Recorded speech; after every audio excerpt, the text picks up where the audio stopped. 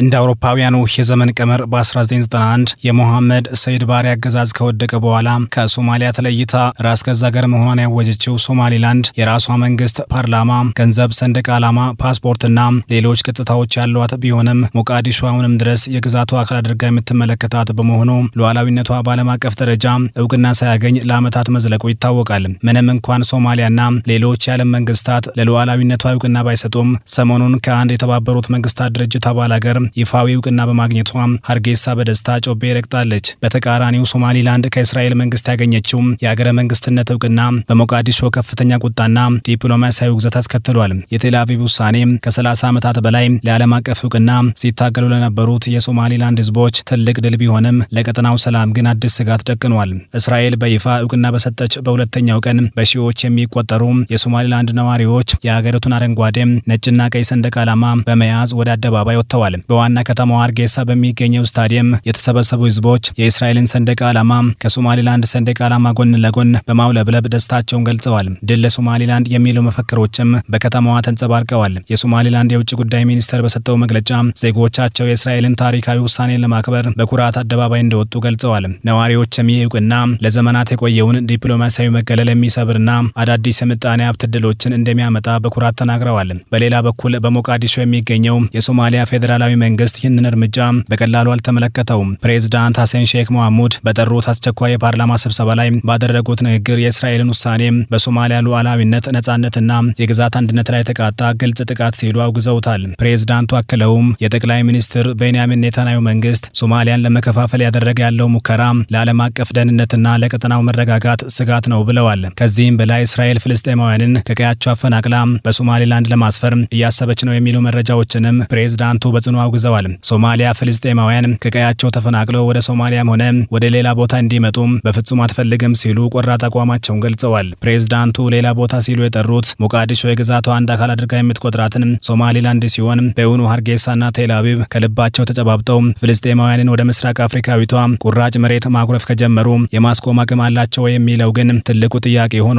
ሐሰን ሼክ መካከለኛው ምስራቅን እያንቀጠቀጠች ካለችው እስራኤል ጋር በሰራዊታቸው ክንድ ተማምነው እንደማይፋለሙ የአደባባይ ሚስጥር ነው። እናም የፖለቲካ ብቻ ሳይሆን የወታደራዊ ስጋት ምንጭም የሆነውን የእስራኤል እውቅና በኢራን የሚደገፉት የየመን ሁቲ አማጽያን መሪ አብዱል ማሊክ አልሁቲ በጽኑ ተቃውሞታል። ሁቲዎች የእስራኤልን ውሳኔ ተቃውመው ባወጡት ጠንካራ መግለጫ እስራኤል በየትኛውም ሶማሊላንድ ውስጥ ከተገኘች የጦር ኃይሎቻቸው ወታደራዊ ኢላማ ትሆናለች ሲሉ ዝተዋል። እርምጃውንም በየመን፣ በቀይ ባህርና በአፍሪካ ቀንድ ላይ የተቃጣ ጠባጫሪነት ሲሉ ገልጸውታል። እንደ ተንታኞች ገለጻ እስራኤል ለሶማሊላንድ እውቅና የሰጠችው ሶማሊላንድ በኤደን ባህረ ሰላጤ ላይ ያላት የተለየ አቀማመጥ በየመን የሚገኙትን ሁቲዎች በቅርበት ለመከታተልና ጥቃት ለመሰንዘር የምትችልበትን ምቹ ሁኔታን ስለሚፈጥርላት ነው። ምንም እንኳን የሶማሊያ መንግስትና የሁቲ አማጽያን ዛቻቸውን ቢሰነዝሩም የሶማሊላንድ ባለስልጣናት ግን ሁኔታውን ለማረጋጋት እየሞከሩ ነው። የራስ ገዟ ፕሬዝዳንት ጉዳዮች ሚኒስትር ከድር ሁሴን አብዲ የእስራኤል እውቅና ግጭትን አይፈጥርም፣ በማንም ላይም ጉዳት አያደርስም ብለዋል። ይልቁንም ትብብሩ በምጣኔ ሀብት፣ በግብርና ምርታማነትና በውሃ ቴክኖሎጂ ላይ ያተኮረ እንደሚሆን ገልጸዋል። ነገር ግን የአፍሪካ ህብረት፣ ግብጽ፣ ቱርክና የአውሮፓ ህብረትን የመሳሰሉ ዓለም አቀፍ ተቋማት የሶማሊያን የግዛት አንድነት በመደገፍ ውሳኔውን ተችተዋል። ይህ ብቻም ሳይሆን ባሳለፍነው ቅዳሜ ከ20 በላይ የአፍሪካና የመካከለኛው ምስራቅ ሀገራት እንዲሁም የእስልምና ትብብር ተቋም ኦአይሲ በጋራ ባወጡት መግለጫ የእስራኤልን እርምጃ በጽኑ አውግዘዋል። እርምጃው በአፍሪካ ቀንድ፣ በቀይ ባህርና በአጠቃላይ በዓለም ሰላም ላይ የሚያስከትለው መዘዝ እጅግ ከባድ እንደሚሆንም ገልጸዋል። የምስራቅ አፍሪካ የልማት በየነ መንግስታት ኢጋድና የአፍሪካ ህብረትን በበኩላቸው የሶማሊያን ሉዓላዊነት መጣስ በቀጠና ውስጥ አደገኛ ግጭቶችን ሊቀሰቅስ እንደሚችል መግለጻቸው ይታወቃል።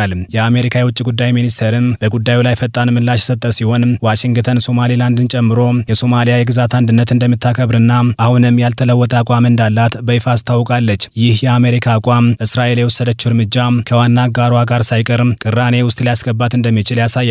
ጠቅላይ ሚኒስትር ቤንያሚን ኔታንያሁና የሶማሊላንዱ ፕሬዝዳንት አብዱራህማን መሐመድ አብዱላሂ በጋራ የፈረሙት ስምምነት በአብርሃም ስምምነት መንፈስ እንደሆነ ተነግሯል። ይህ ስምምነት በመጀመሪያ በፕሬዝዳንት ዶናልድ ትራምፕ መንግስት በእስራኤልና በአረብ ሀገራት መካከል ግንኙነት ለመፍጠር ታስበው የተጀመረ ቢሆንም አሁን ግን ለሶማሊላንድ እውቅና ለመስጠት ጥቅም ላይ መዋሉ በርካቶችን ቅር አሰኝቷል።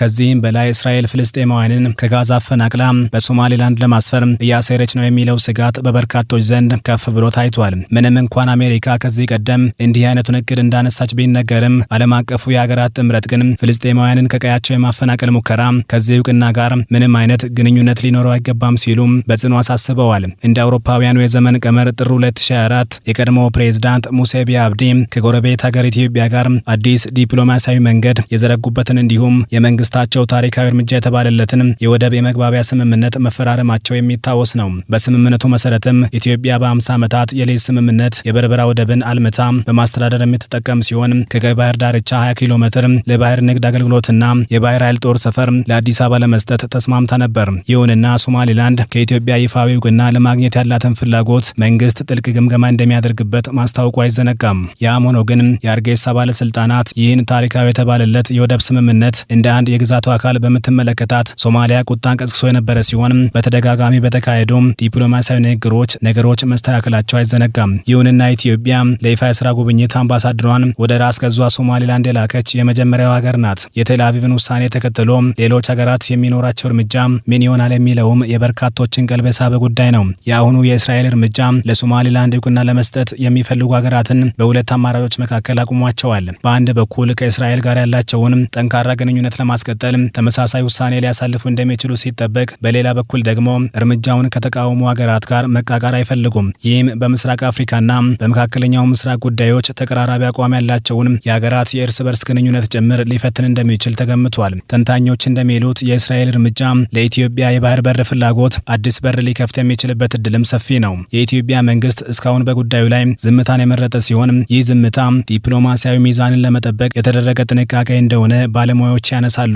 ሶማሊላንድ በቀይ ባህር መዳረሻ ላይ በየመን ትይዩና የበርካታ ሀገራት ወታደራዊ ካምፕ ባለባት ጅቡቲ አቅራቢያ መገኘቷ ለእስራኤል ቁልፍ ወታደራዊ ጠቀሜታ አለው። ሆኖም ይህ ጥቅሟ ከሶማሊያ ሉዓላዊነት ጋር መጋጨቱ በቀጠናው ያለውን ዲፕሎማሲያዊ ፍጥጫ ወደ ወታደራዊ ውጥረት ሊቀይረው ይችላል የሚል ስጋት ያላቸው ወገኖች ጥቂት አይደሉም። ሞቃዲሾ ይህንን እርምጃ ህገወጥ ያለችው ሲሆን በፍጹም እንደማትቀበለው ገልጻ ዓለም አቀፍ ህግጋት እንዲከበሩ ጥሪዋን አቅርባለች።